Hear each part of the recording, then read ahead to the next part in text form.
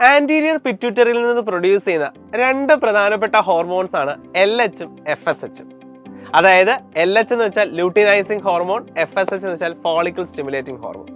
അപ്പോൾ എക്സാമിന് ചോദിക്കാൻ സാധ്യതയുള്ള ഒരു ക്വസ്റ്റ്യൻ ഇങ്ങനെയാണ്: ഈ ഹോർമോൺസ് ആണുങ്ങളിൽ എങ്ങനെയാണ് ആക്ട് ചെയ്യുന്നത്, സ്ത്രീകളിൽ എങ്ങനെയാണ് ആക്ട് ചെയ്യുന്നത്? കാരണം ഇത് രണ്ടും നമ്മുടെ സെക്ഷൽ ഹോർമോൺസ് ആയതുകൊണ്ട് തന്നെ ഇതിന്റെ ആക്ഷൻ രണ്ടിലും രണ്ട് ഡിഫറെന്റ് രീതിയിലാണ് നടക്കുന്നത്. നമുക്കൊരു കാര്യം ചെയ്യാം, LH ഹോർമോൺ ബേസ് പോകാതെ ആൺ പെൺ അങ്ങനെ വ്യത്യാസം അങ്ങനെ പോകാം. മെയിൽ ഫീമെയിൽ എങ്ങനെയാണ്? അപ്പോൾ ആദ്യം നമുക്ക് മെയിലിലേക്ക് വരാം. മെയിലിൽ LH ഹോർമോണിന്റെ ആക്ഷൻ നടക്കുന്നത് ലെയ്ഡിക് സെല്ലുകളിലാണ്. അതായത് ടെസ്റ്റിസിനകത്തുള്ള ലെയ്ഡിക് സെൽ അഥവാ ഇൻറ്റർസ്റ്റീഷ്യൽ സെൽസിലാണ് ഇതിന്റെ ആക്ഷൻ നടക്കുന്നത്.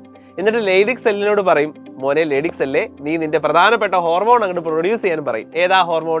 ആൻഡ്രോജൻ. നമ്മൾ ടെസ്റ്റോസ്റ്റെറോൺ എന്നൊക്കെ കേട്ടിട്ടുള്ള ഹോർമോൺ ഇല്ലേ, അതിന്റെ ഒരു മെയിൻ കാറ്റഗറിയാണ് ആൻഡ്രോജൻ എന്ന് പറയും.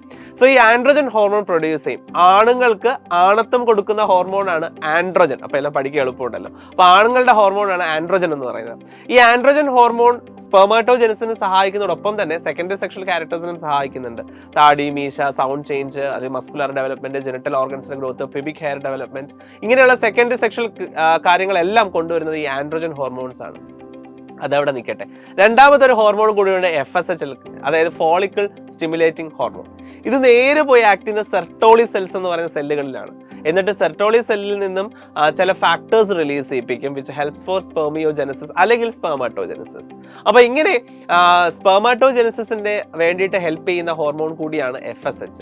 അപ്പൊ ആൻഡ്രോജനും സ്പെർമാറ്റോജെനസിസ് സഹായിക്കുന്നുണ്ട്, FSH ഉം സ്പെർമാറ്റോജെനസിസ് സഹായിക്കുന്നുണ്ട്. ഇനി നമുക്ക് സ്ത്രീകളിൽ ഈ ഹോർമോൺസ് എങ്ങനെയാണ് ആക്ട് ചെയ്യുന്നത് നോക്കാം. ആദ്യത്തേത് FSH ഫോളിക്കിൾ സ്റ്റിമുലേറ്റിംഗ് ആണ്. അപ്പൊ ആ പേര് തന്നെയുണ്ട്, ഫോളിക്കിൾസിന്റെ ഡെവലപ്മെന്റിന് സഹായിക്കുന്നു. അതായത് പ്രൈമറി ഫോളിക്കിളിനെ സെക്കൻഡറി ആക്കുന്നു, ടെർഷറി ആക്കുന്നു, പിന്നീട് ഗ്രാഫിയൻ ഫോളിക്കിൾ ആക്കുന്നു. അങ്ങനെ ഫോളിക്കിൾസിന്റെ ഡെവലപ്മെന്റിന് സഹായിക്കുന്ന ഹോർമോണാണ് FSH അഥവാ ഫോളിക്കിൾ സ്റ്റിമുലേറ്റിംഗ് ഹോർമോൺ.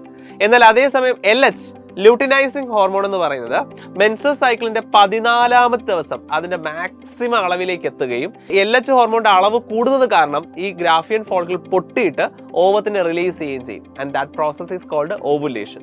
അപ്പോൾ LH ഹോർമോൺ ഹെൽപ്പ് ചെയ്യുന്നത് ഓവുലേഷന് വേണ്ടിയിട്ടാണ്, ഓവം റിലീസ് ചെയ്യാനാണ് ഹെൽപ്പ് ചെയ്യുന്നത്.